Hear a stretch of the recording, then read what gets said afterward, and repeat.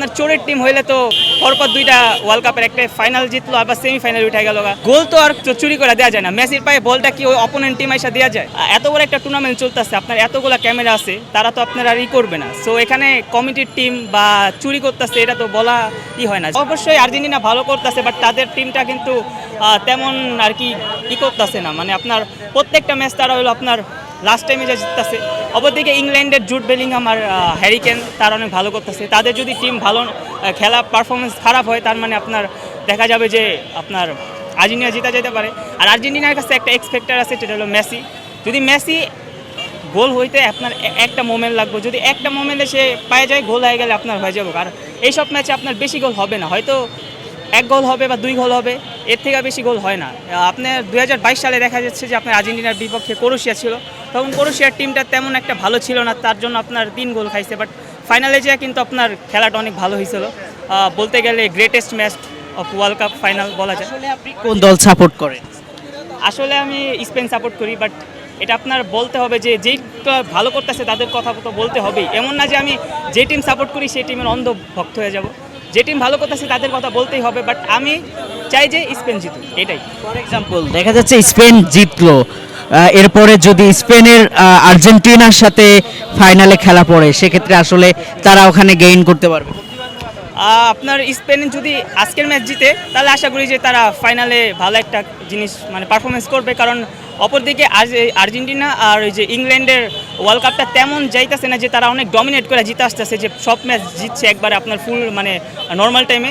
অপরদিকে দেখা যাচ্ছে যে স্পেন আর ফ্রান্স তারা দুটোটাই নর্মাল টাইমে জিতে আসতেছে। তো আজকে ব্র্যাকেটে যে জিতবে তারা আশা করি যে ফাইনাল জিতবে আর কি। এটা নিয়ে বিভিন্ন সমালোচনা আছে, এ বিষয়ে কি বলবেন? কেউ বলে তারা কমিটি টিম, কেউ বলে ফিফার দল, ইত্যাদি ইত্যাদি। তাই হলো মানুষের আর কি, যারা খেলা কম দেখে তারা বলবে। কারণ এত বড় একটা টুর্নামেন্ট চলতেছে, আপনার এতগুলো ক্যামেরা আছে, তারা তো আপনার আর করবে না। সো এখানে কমিটির টিম বা চুরি করতেছে এটা তো বলা হয় না। সেই ইজিপ্টের টাইমে যে বলতে পারে যে আপনার সালার ফাউলটা কিসের জন্য দেয় না। যারা আপনার খেলা বুঝে তারা বুঝবে যে আলভারেজ বলটা আগে পায়ে টাচ করছে, তারপরে সালা পড়ে গেছে, ওটা ফাউল হয় নাই। আরেকটা আছে আপনার ডি বক্সের মধ্যে যে আপনার ওই যে কি বলে ম্যাক অ্যালিস্টার আপনার যে ধাক্কাটা দিছে, ওটাই আপনার এতভাবে বলা যায় না যে ওটা প্ল্যান্টিক হবে।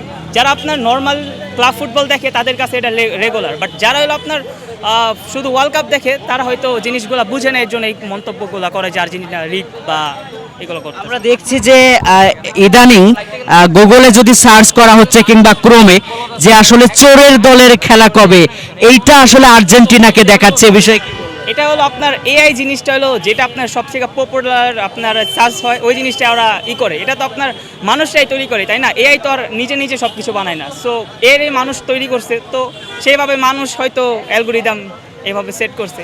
কারণ আপনার চোরের টিম হইলে তো আপনার পরপর দুইটা ওয়ার্ল্ড কাপের একটা ফাইনাল জিতলো আবার সেমিফাইনাল উঠে গেল। আর গোল তো আর চুরি করে দেওয়া যায় না। মেসির পায়ে বলটা কি ওই অপোনেন্ট টিম এসে দেওয়া যায়? তো গোল হওয়ার টাইমে তো চুরি কেমনে বলবো? দুই একটা মোমেন্টাম বলতে পারেন যে হয়তো ভুল হয়েছে। আপনি এটা বলতে পারেন যে এই বেলিংহামের যে গোলটা হইলো আপনার নরওয়ের বিপক্ষে, আপনার ওই যে ক্যামেরা লেন্সের না কি এর মধ্যে লাগছে, তো ওটা তো আপনার গোলটা ডিজালো হয়ে যায়, বাট ওটা তো দেওয়া দিচ্ছে গোল। তো ওটা নিয়ে কেউ কথা বলে না। বাট বাংলাদেশে বেশিরভাগ আপনার আর্জেন্টিনা আর ব্রাজিলের সমর্থক, তারা এই দুইটা টিমকে বেশি ফলো করে, এর জন্য তারা একে উপরে লাইগা থাকে যে ওই বেস্ট ওই বেস্ট।